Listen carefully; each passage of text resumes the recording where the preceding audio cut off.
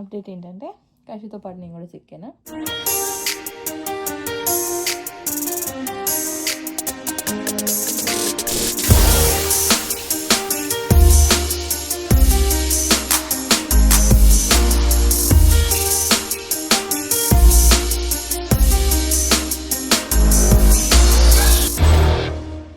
And అందరూ ఎలా ఉన్నారు? This is Kalyan book and welcome to my channel welcome ఒకటి. ప్రీవియస్ వీడియోస్ చూసిన వాళ్ళకి తెలిసి ఉంటుంది, మా పాప కషుకి ఫ్లూ వచ్చిందనమాట. సో ఆ ఎక్స్పీరియన్స్ నేను చెప్పబోతున్నాను. అసలు ఫ్లూ అంటే ఏంటి, ఎలా వస్తుంది, రాకుండా ఎలా ప్రివెంట్ చేయొచ్చు, వచ్చాక దాని మెడిసిన్ ఏంటి, దాన్ని ఎలా ట్రీట్ చేయాలి, అండ్ మేము చేసిన మిస్టేక్స్ అండ్ మా బ్యాడ్ ఎక్స్పీరియన్సెస్ ఇవన్నీ చెప్పబోతున్నాను. బికాస్ ఇది మాకు ఫస్ట్ టైం ఫ్లూ రావడం అనమాట. సో మేము చాలా విషయాలు వెరీ హార్డ్ వే నేర్చుకున్నాము. ఇంత చిన్న విషయాలు ఇవి కూడా తెలియదా అని ఎక్స్పీరియన్స్ ఉన్న పేరెంట్స్ ఈ వీడియో చూస్తే అనుకోవచ్చు, కానీ ఫస్ట్ టైం పేరెంట్స్ కి చిన్న చిన్న ఇన్ఫర్మేషన్ కూడా ఎంతో హెల్ప్ అవుతుంది. అలాంటివి కూడా నేను వీడియోలో చెప్పబోతున్నాను. సో మీకు యూజ్ అవుతుంది అనుకుంటే మీరు చూడండి, లేదా మీకు తెలిసిన వాళ్ళు ఎవరైనా యూఎస్ లో విత్ కిడ్స్ లేదా వాళ్ళకైనా యూఎస్ లో ఉన్న వాళ్ళకైనా వీడియో హెల్ప్ అవుతుంది అంటే వాళ్ళకి షేర్ చేయండి. ఈ ఫ్లూతో ఎక్స్పెక్ట్ చేయాల్సిన thing fever, high fevers constantly monitor చేస్తుండాలి. ఈ స్లీపింగ్ నౌ స్టిల్.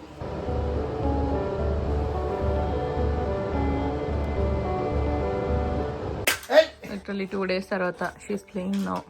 తనంతట తను కూర్చోవడము, ఆడడము. 2 days and this is me sick, chills, fever. ఇంతసేపు మంచిగా నిండా కప్పుకొని 1 గంట సేపు. I'm worried about the fact that నేను సిక్ అయితే, ఆమె సిక్ అయితే ఈ స్వామి ఎట్లా చూసుకుంటాడు, ప్లస్ ఆయన కూడా సిక్ అయితే ఎట్లా అని. సో బేసికలీ మా పాపకి ఫ్లూ వచ్చింది. ఇవంతా ఈజీగా స్ప్రెడ్ అవుతుంది. తనకి డే కేర్ ద్వారా వచ్చింది అనమాట. యుఎస్ లో ఫ్లూ అనే వైరస్ ఫ్రమ్ వింటర్ లో నవంబర్ టు మార్చ్ వరకు సివియర్ గా నడుస్తుంది. దీని symptoms cold, cough, fever, congestion ఇవి ఉంటాయి. కానీ ఇది బేసిక్ కోల్డ్ కఫ్ కంటే ఎక్కువ అండ్ మరీ కోవిడ్ అంత సివియర్ గా కాకుండా ఉంటుంది. బట్ మనకి ఏదైనా హెల్త్ ఇష్యూస్ కానీ ఆల్రెడీ అలాంటివి ఎవరు ఉన్న వాళ్ళకి ఈవెన్ చనిపోయే సిచ్యువేషన్స్ కూడా ఉంటాయి అన్నమాట. దాంట్లో ఈ ఇయర్ ఫ్లూ చాలా స్ట్రాంగ్ ఉంది అండ్ చాలా డెత్ రేట్స్ కూడా ఎక్కువ ఉన్నాయి. పెట్టుకున్నప్పుడు ఈ ముక్కులో పోసుకుంటే నోరు తెరువు అని ఇది ప్రెస్ చేస్తే లెక్కలు వస్తుంది. క్లీన్ అయితే గాలి పోతుంది. చూడగా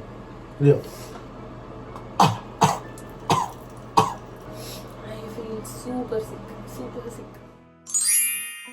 and flu is nothing but influenza.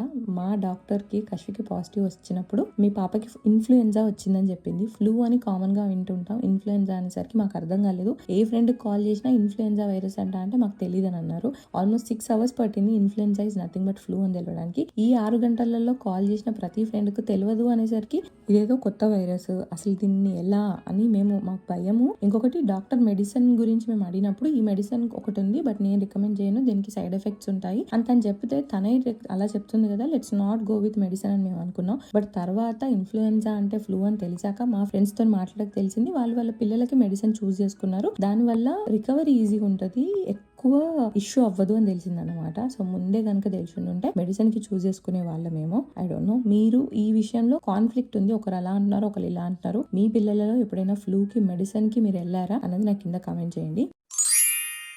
ఇదంతా అవ్వడం ఎందుకు, రాకుండా ప్రివెంట్ చేసుకోలేమా అంటే ఎస్, దీనికి వ్యాక్సిన్స్ ఉంటాయి. ఎవ్రీ ఇయర్ ఫ్లూ షాట్స్ వేయించుకోవాలి, పిల్లలకైనా పెద్దలకైనా. కానీ ఈసారి మేము అందులో ఒక మిస్టేక్ చేసాం కషు విషయంలో. మాకైతే అసలు షాట్స్ వేయించుకోలేదు, బట్ నెక్స్ట్ ఇయర్ నుండి ఖచ్చితంగా వేయించుకోవాలి. ఈవెన్ ఈ ఇయరే వేయించుకోవాలనుకుంటున్నాను. కషు విషయానికి వచ్చేసరికి తనకు అప్పటికే 2 సార్లు బ్లడ్ వర్క్ అలర్జీస్ కోసం అని బ్లడ్ డ్రా చేసాం కాబట్టి డాక్టర్ ఒక ఆల్టర్నేటివ్ లాగా తనకి నాసిల్ స్ప్రే అంటే ముక్కులో ఇలా స్ప్రే చేసేలాంటి షాట్ ఇచ్చింది అనమాట. కానీ లేటర్ ఆన్ నాకు అనిపించింది అండ్ వేరే వాళ్ళతో మాట్లాడితే అర్థమైంది ఎంతైనా ఇంజెక్షన్ లాగా వ్యాక్సిన్ ఇవ్వడమే ఎక్కువ పవర్ఫుల్ అని. అదే టైంలో కషుకి కోల్డ్ కూడా ఉండేసరికి నాకు తనకి ఇలా స్ప్రే చేయగానే తన కోల్డ్ వల్ల ముక్కు చీదేసి అంత పోయిందేమో అని నాకు కూడా ఒక గిల్ట్ ఉందన్నమాట. బికాస్ ఐ ఫీల్ లైక్ తన డే కేర్ లోనే అదర్ కిడ్స్ తినైనంత సిక్ అవ్వలేదు, అలా అని అగైన్ ఇంకొక షాట్ ఇవ్వడానికి కూడా ఉండదు.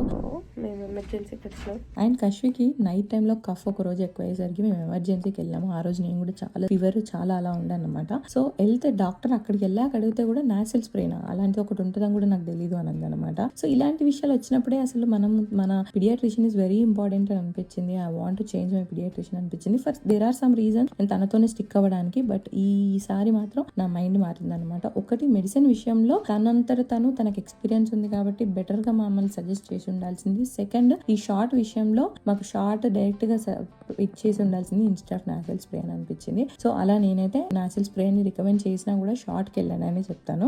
ఇంకో బార్బీ ఎవరు చూపి.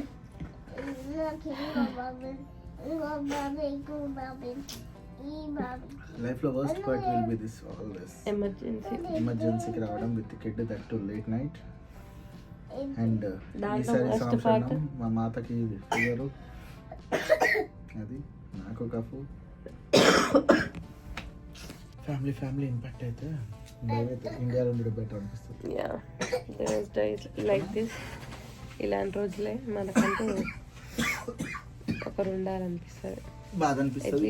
స్వామి శరణం దట్ స్వామి కన్నా సిక్ లేదు, కొద్దిగా బెటర్ ఉంది.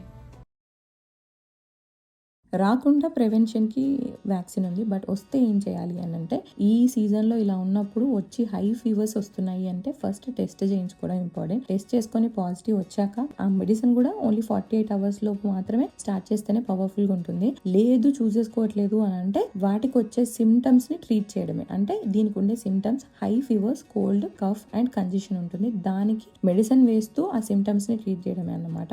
ఇంతకీ ఈ సిమ్టమ్స్ కి ఏ మెడిసిన్ వాడొచ్చు, ఎనీ అదర్ థింగ్స్ దానికి హెల్ప్ చేసేది ఏంటి అంటే ఫీవర్ కి టైలనాల్ అండ్ మార్టిన్ ఎవ్రీ 3 hours ఒకసారి వేస్తూ ఉండాలి.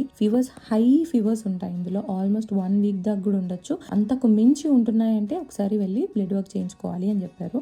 ఈ ఎవ్రీ 3 hours మెడిసిన్ వేస్తూ వాళ్ళ టెంపరేచర్ రెగ్యులర్ గా చెక్ చేస్తూ ఉండాలి. ఎందుకంటే హై టెంపరేచర్స్ వస్తే సీజర్స్ వచ్చే అవకాశం ఉంటుంది కాబట్టి. అండ్ వాళ్ళని ఎప్పుడు తడిపడుతూ తూడ్చుకుంటూ ఉండాలి. సెకండ్, కోల్డ్ కి జనరల్ గా మెడిసిన్ రికమెండ్ చేయరు, బట్ కొన్నిసార్లు మాత్రం సివియర్ గా ఎక్కువ ఉన్నట్టు అనిపిస్తే నేనైతే హైలాండ్ అండ్ డైమెటాప్ వేస్తాను. కఫ్ విషయంలో వార్మ్ ఫ్లూయిడ్స్ ఇవ్వడం అండ్ 2 years ప్లస్ అయితే హనీ ఇవ్వడం. ఇక్కడ వాళ్ళు జార్బీస్ అని కూడా ఒకటి ఉంటది, అది ఇస్తారనమాట. సో కఫ్ కి హెల్ప్ అవుతుంది. ఇది కాకుండా ఇంట్లో హ్యూమిడిఫైయర్ పెట్టడం, సెలైన్ డ్రాప్స్ తో నోస్ క్లీన్ చేయడం అండ్ సెలైన్ డ్రాప్స్ ని నెబులైజర్ లో వేసి వాళ్ళు బ్రీత్ చేసుకునేలా. ఈవెన్ నేను కూడా వేసుకున్నాను, నేను కూడా సిక్ అయ్యాను కాబట్టి నేను కూడా పెట్టుకున్నాను. చూడండి, ఇలా పెట్టుకోవడం వల్ల ఆ కంజెషన్ ఏదైతే ముక్కు దిబ్బడ ఉందో అది లూజ్ అయ్యి బ్రీతింగ్ కి ఈజీ అవుతుంది. అండ్ లాట్స్ ఆఫ్ ఫ్లూయిడ్, ఎక్కువ వాటర్ తాగడము. ఇంకా పిడియాలైట్ అని చెప్పేసి ఎలక్ట్రోలైట్స్ ఇక్కడ చెప్తారు, కొద్దిగా కోకోనట్ వాటర్ కానివ్వండి అలా. అండ్ డైజెషన్ బాగానే ఉంది అంటే milk okay, but some times ఇలాంటి సిచ్యువేషన్స్ లలో డైరీ డైజెస్ట్ అవ్వదు అని చెప్పారనమాట. ఆర్ ఎనీ అదర్ సూప్స్ ఖచ్చితంగా తినాలి అన్న ఫీలింగ్ ఎక్కువ ఉండదు కాబట్టి వాట్ ఎవర్ దే లైక్, ఎంత వీలైతే అంతగా ఫ్లూయిడ్స్ ఎక్కువ ఇస్తూ వాళ్ళకు ఈజీ డైజెస్ట్ అయ్యేలాంటి ఫుడ్ ఇవ్వని చెప్పారు. అండ్ నైట్ టైంలో నేనైతే గోల్డెన్ మిల్క్, పసుపు, యాలకులు, పెప్పర్ పాలల్లో వేసి మరిగిచ్చి ఇచ్చాను. ఇది నిద్రకి, డైజెషన్ కి అండ్ కఫ్ కి వీటన్నిటికి కూడా హెల్ప్ అవుతుంది. మా స్వామి వచ్చారు. మా స్వామికి అయితే అయ్యప్ప స్వామి ఇవాళ ఎనర్జీ ఇచ్చింది అనుకుంటా. నిన్న అనుకుడికి, శివరింగ్కి. ఎట్లయింది స్వామి మీ ప్రయాణం? చాలా చాలా బాగా, సంతోషంగా ఉంది. నిన్న ఉన్న వీక్నెస్కి, నిన్న షివరింగ్ ఉండే కదా, రాత్రి ఫుల్ వణికినాం కదా, అసలు పోనా అసలు ఇరుముడి కూడా కడదామా, నిన్న లేట్ నైట్ సిచ్యువేషన్ అదే అనిపించింది. మేబీ నువ్వు 2 అడ్వీలు వేసుకున్నావు చూడు, maybe that change little bit and antibiotic. So morning నువ్వు లేపిన చూడు 1:30కి, అప్పటికి చెమట వచ్చేసి నాకు తెలిసిపోయినట్టుంది. 5కి లేచి ఐ ఫీల్ వెరీ కంఫర్టబుల్. అయ్యప్పనే అయ్యప్పించిండు శక్తి, మీకు ఇచ్చిండు, మాకు ఇచ్చిండు. మీరు అడిగిపోయినప్పుడు లైక్ లిటరల్గా మీరు లేచే టైంకి అప్పటి నుండి తగ్గుందా మీకు టచ్ చూడు. స్వామి శరణ రాత్రంతా స్వామి శరణ స్వామి శరణ స్వామి శరణ అనుకుంటున్నా నేను. స్వామి శరణ అయ్యప్ప.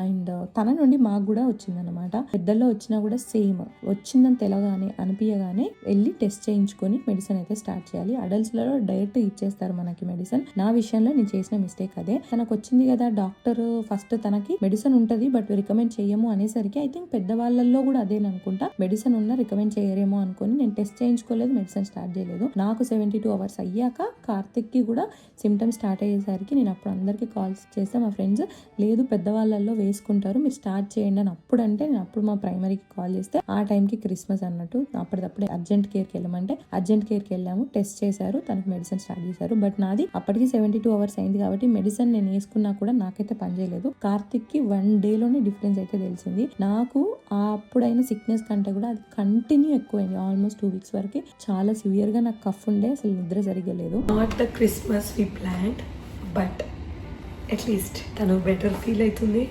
అది గుడ్. నేను కొద్దిగా బెటర్గా ఫీల్ అవుతున్నా, గుడ్. సో ఆమె కొద్దిగా బెటర్గా ఫీల్ అవుతున్నా, గుడ్. అండ్ అషకి క్రిస్మస్ గిఫ్ట్ వచ్చింది. మా ఫ్రెండ్స్ యాక్చువల్లీ క్రిస్మస్ పార్టీ చేసుకోవాలి, ఇక్కడ ఆల్మోస్ట్ అందరూ సిక్కే ఫ్యామిలీస్లలో, అందుకే వచ్చి ఈ చీకట్ల ఈ చలిలో భాషల్లో వచ్చి గిఫ్ట్ ఇచ్చేలేను. Do you want to see the gift?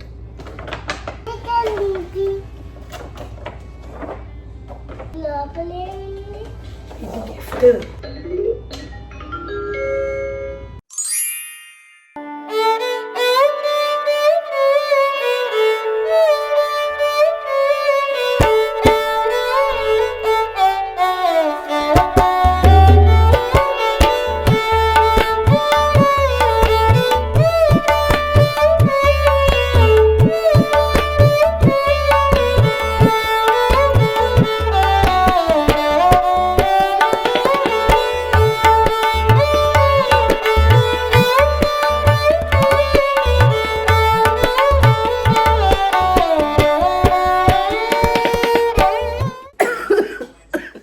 ఇది నా స్టార్ట్ అయ్యి 6th day, నాకు సండే స్టార్ట్ అయింది, ఇవాళ సాటర్డే. ఈ డేకి ఉన్న బిగ్గెస్ట్ ట్రబుల్ ఏంటిదంటే కఫ్ చాలా ఎక్కువ ఉంది. సో అందుకనే వెతికి ఇది తీసుకున్నా. బేసికల్లీ నాకు ఇది ఇన్స్టాలో పెడితే కపుల్ ఆఫ్ పీపుల్ ఫ్లూ అనగానే వి సర్వైవ్డ్ ఆన్ దిస్ అని చెప్పారు స్వామి.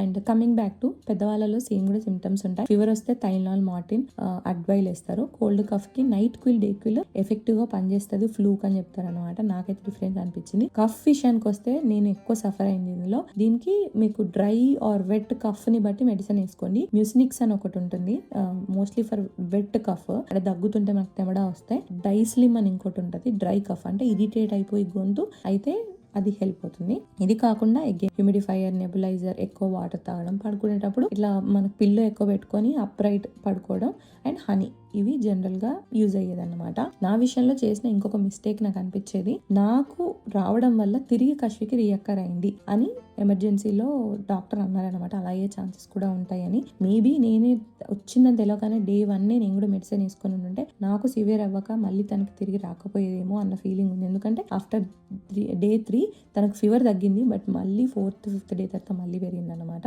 But thankfully with in 7 days లో తగ్గింది కాబట్టి బ్లడ్ వర్క్ అలా అవసరం అయితే కాలేదు. ఇది ఓవరాల్ గా ఫ్లూ విషయంలో మా ఎక్స్పీరియన్స్, నాకు తెలిసిన ఇన్ఫర్మేషన్. మీకు ఏం తెలిసినా కూడా కింద కామెంట్స్ లలో చెప్పండి. ఎందుకనంటే ఐ థింక్ కిడ్స్ ఒక సర్టన్ ఏజ్ వచ్చేంత వరకు కూడా ఈ ప్రాసెస్ మనం గో త్రూ అవుతాము. పిల్లలు స్కూల్కి వెళ్ళినా వెళ్ళకపోయినా కూడా మనం ఒక పార్టీకి వెళ్ళినా కూడా ఇది స్ప్రెడ్ అయ్యే అంత అవకాశం ఉందన్నమాట. దీన్ని ఫ్లూని సింపుల్ అని వదిలేసే అంత కూడా లేదు. ఏమో ఫస్ట్ ఫ్లూ అని అంటే చాలాసార్లు విన్నా కూడా దాని సివియారిటీ మాకు వస్తే కానీ, అండ్ ఈసారి ఇంత సివియర్గా ఉంటే నాకైతే తెలిసి వచ్చింది. సో ఇన్ఫర్మేషన్ ఎవరికి హెల్ప్ అవుద్ది అంటే వాళ్ళకి షేర్ చేయండి, and also subscribe to my channel.